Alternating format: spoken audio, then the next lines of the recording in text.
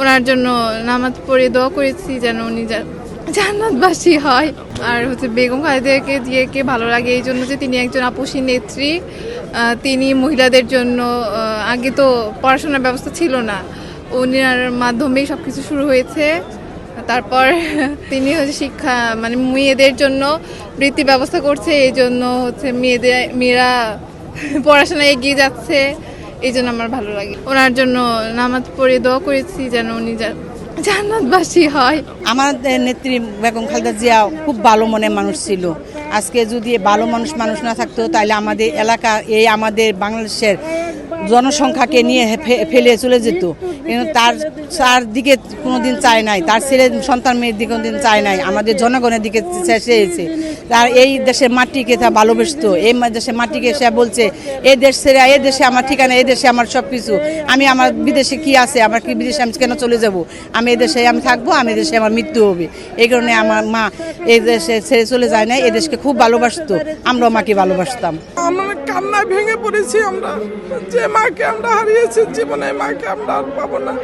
যে মা আমাদের দেশের জন্য ত্যাগ স্বীকার করে গেছেন, এই স্বৈরাচার সরকার আমার মাকে মৃত্যুর পথে স্লো পয়জন ইনজেকশন দিয়ে আমার মাকে ধীরে ধীরে মৃত্যুর পথে ঠেলে নিয়ে গেছে। সেজন্য আমার মা আমরা এই স্বৈরাচার সরকারের বিচার চাই, তার ফাঁসি চাই। আমার মাকে যেভাবে কষ্ট দিয়ে তিল করে মেরে ফেলেছে, অকাল মৃত্যু সে চলে গেছে আমাদেরকে রেখে। সেজন্য আমার মাকে হারিয়ে আমরা শোকা হতো, সেজন্য আমার মাকে যেন আমাদের হৃদয়ের মাঝে চিরকাল পুষে রাখতে পারি, সেই জন্য আমি ব্যক্ত করছি। আজকের দিনটা আমাদের জন্য খুবই মর্মাহত, বেদনাদায়ক এবং কষ্ট দুঃখের দিন। তবু আমরা আমাদের প্রিয় নেত্রীকে স্মরণ করে তার রুহের আত্মার মাগফিরাত কামনার জন্য আজকে আমরা সকল নেতৃবৃন্দ, আজকে মহানগরের নেতৃবৃন্দ, আজকে আমরা এই জিয়া উদ্যানে হাজির হয়েছি আমার প্রিয় নেত্রীকে ভালোবাসি বলে। কারণ আমার নেত্রী আমাদের জন্য অনেক ত্যাগ স্বীকার করেছে, দেশের জন্য যে ত্যাগ স্বীকার করেছে সে আমরা কখনো ভুলবো না, ভুলতে পারবো না। সেজন্য আমি আমার নেত্রীকে শ্রদ্ধা ভরে মন থেকে ভালোবাসি এবং তাকে স্মরণ করার জন্য, দোয়া করার জন্য আজকে জিয়া উদ্যানে আমরা সকলে হাজির হয়েছি। আমার নেত্রী আরও অনেক দিন আল্লাহ চাইলে বাঁচিয়ে রাখতো, কিন্তু ফ্যাসিস্ট স্বৈরাচার সরকার আমার নেত্রীকে সুচিকিৎসা থেকে বঞ্চিত করেছে। তাকে বারবার ডাক্তার বলেছে বাহিরে নিয়ে যেতে, যে বাহিরে নিয়ে গেলে আমার নেত্রীকে ভালো উন্নত মানের চিকিৎসা দিবে। সেজন্য আমার নেত্রী যাতে দীর্ঘদিন বেঁচে থেকে গণতন্ত্রকে রক্ষা না করতে পারে, দেশকে ভালোভাবে পরিচালনা না করতে পারে, এজন্য ফ্যাসিস্ট স্বৈরাচার সরকার তাকে চিকিৎসা থেকে বঞ্চিত করেছে। সেজন্য আজকে আমাদের নেত্রী হয়তোবা আরও আমরা আশা করি আরও দিন বেঁচে থাকতো, কিন্তু তাদের কারণে অবশ্যই আমি ফ্যাসিস্ট স্বৈরাচার সরকারের বিচার চাই। আমার নেত্রীকে মৃত্যুর মুখে ঠেলে দিয়েছে, দেশকে একটা সংকটপূর্ণ মুহূর্তের মধ্যে অতিবাহিত হয়েছে। সেজন্য আমি অবশ্যই স্বৈরাচার শেখ হাসিনা সরকারের ফাঁসি চাই। বগুড়া থেকে আসছি ঢাকাতে জিয়া উদ্যানে খালেদা জিয়ার কবর দেখতে। এখানে আসলাম, তাকে ভালো লাগে এবং তার সাপোর্টে আছি বিধায় মনে একটু টান লাগলো, তাই এসে একটু দেখে গেলাম।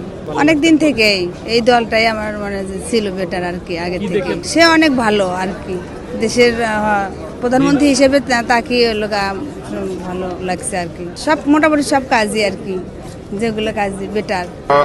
আমার জীবনে বেশ কয়েকবারই ওনার সাথে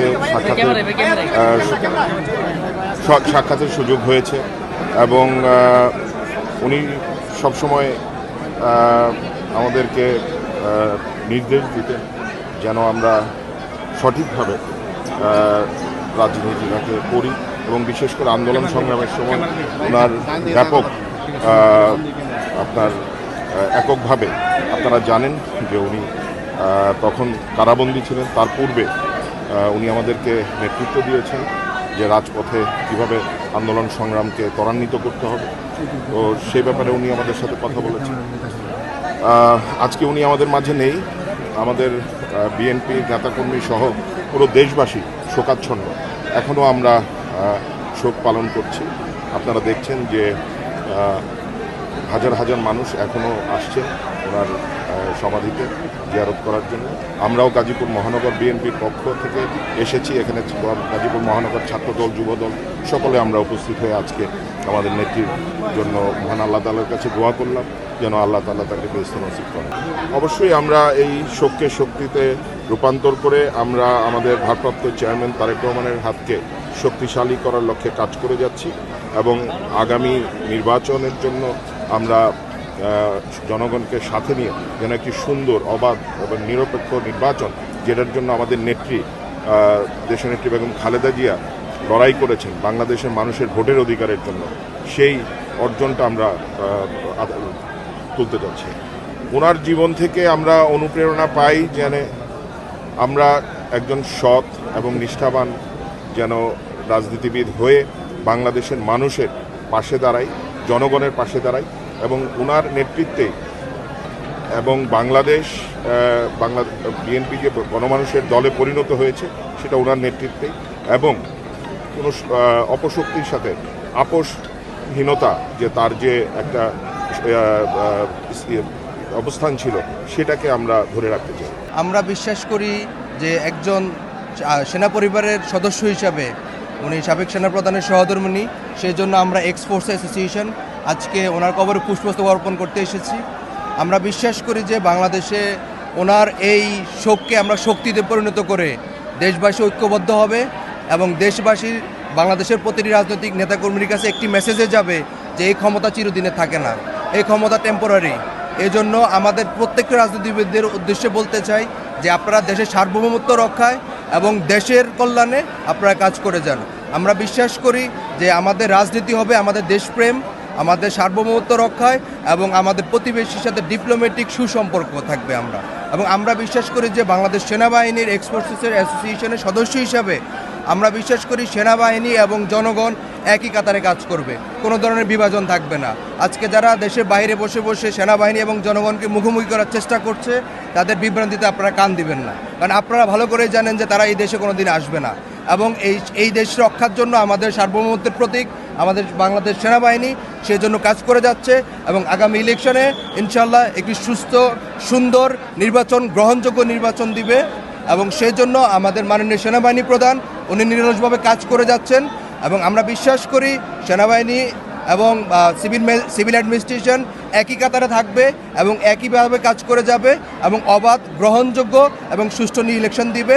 সর্বোপরি আমি দেশের আপামর জনতা সবাইকে বলবো যে আমাদের দেশনেত্রী এবং আপোষহীন নেত্রী সাবেক সেনাপ্রধানের সহধর্মিণী খালেদা জিয়ার জন্য আপনারা দোয়া করবেন, ওনার আত্মার মাগফিরাতের জন্য আপনারা দোয়া করবেন এবং সর্বোপরি ওনার আদর্শিত হয়ে ওনার ভালো গুণগুলো আমরা নিয়ে ইনশাল্লাহ ভবিষ্যতের রাষ্ট্রনায়করা এই দেশকে সুন্দরভাবে পরিচালনা করবে। আমি এসেছি আপোষহীন নেত্রী, তিনবার ভোটে নির্বাচিত প্রধানমন্ত্রী, তার কবর জিয়ারত করতে। আসলে কি বলবো, আজকে 6 দিন হয়ে গেল। এখন যে লোকে লোকারণ্য হচ্ছে, আসলে যে তিনি এই দেশকে ভালোবাসতেন, এই দেশ ছেড়ে যে যেতে চাননি, এটারই বহিঃপ্রকাশ। আসলে এই নেত্রী আমরা আর কোনোদিন পাবো কিনা জানি না এই ধরনের, কিন্তু তিনি একটি ইতিহাস গড়ে গেলেন। তিনি একটি কথাই বলেছিলেন, আমার কোনো দেশ নেই, আমার দেশ হচ্ছে বাংলাদেশ, আমি কোথাও যাব না। আসলে তো যাইনি, শেষ পর্যন্ত আমাদেরকে বুকে রেখে, আমাদেরকে বাংলাদেশে রেখে, আমাদেরকে এতিম করে তিনি চলে গেলেন। আমি বরিশালবাসী এবং সারা বিশ্বের সকলকে অনুরোধ করব তার জন্য দোয়া করতে, তিনি যেন জান্নাতবাসী হন, কাল কিয়ামতের দিনে হাজী কাউসারের পানি পান করেন এবং ডান হাতে আমলনামা নিয়ে ব্যস্তবাসী হতে পারেন। আমার ভাষা, আমি একটা দেশ হারিয়েছি। নেত্রী মানি দেশ। তিনি ভাবতেন দেশের জন্য, তিনি ভাবতেন জনগণের জন্য। এই জনগণ কোথায় যাবে? তখন আমার ভাবনা হয়েছে, আসলে আমরা আমাদের ভাবার, আমাদেরকে নিয়ে চিন্তা করা, এই দেশ গড়ার একটি কারিগর, একজন নেত্রী, আপোষহীন নেত্রী চলে গেলেন। আমি ভাষায় ব্যক্ত করতে পারছি না। আমরা যে কি হারিয়েছি, জনগণ তিলে তিলে মনে করবে।